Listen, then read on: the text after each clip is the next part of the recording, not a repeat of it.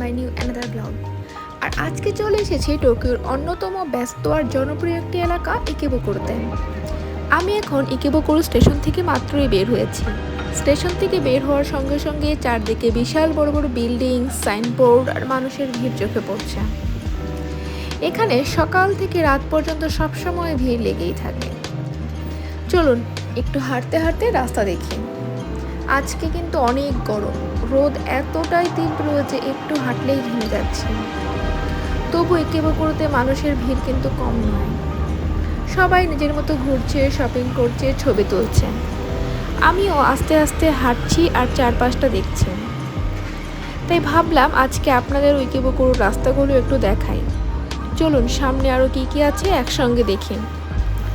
এই রাস্তার দুই পাশে অসংখ্য দোকান, শপিং মল, কসমেটিক সেন্টার, কোথাও ক্যাফে অথবা রেস্টুরেন্ট।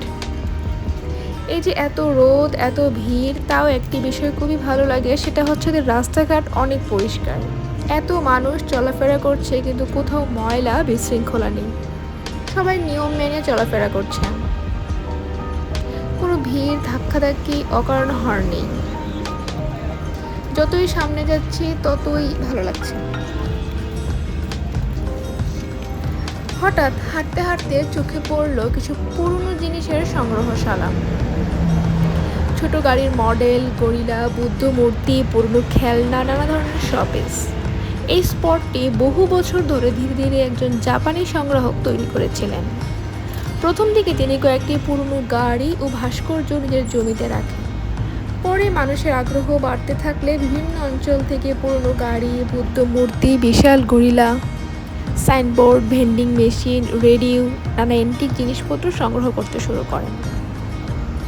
দ্বিতীয় বিশ্বযুদ্ধের পর 1950-এর দশক থেকে জাপান দ্রুত অর্থনৈতিক উন্নয়নে এগিয়ে যায়। তখন এসব পুরনো গাড়ি, যন্ত্রপাতি, সাইনবোর্ড অপ্রয়োজনীয় হয়ে পড়ে। এই সংগ্রাহক বিশ্বাস করতেন এসব পুরনো জিনিস শুধু লোহা কাঠ নয়, জাপানের ইতিহাস, স্মৃতি বহন করে।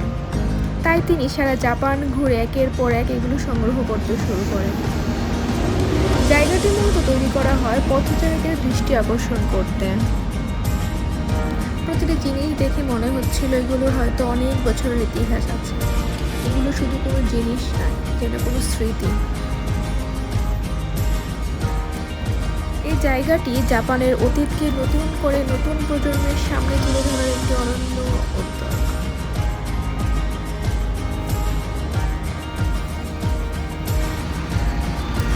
তাহলে আজকে এখানে বিদায়, আবার দেখা হবে নতুন কোনো জায়গায়। Bye bye.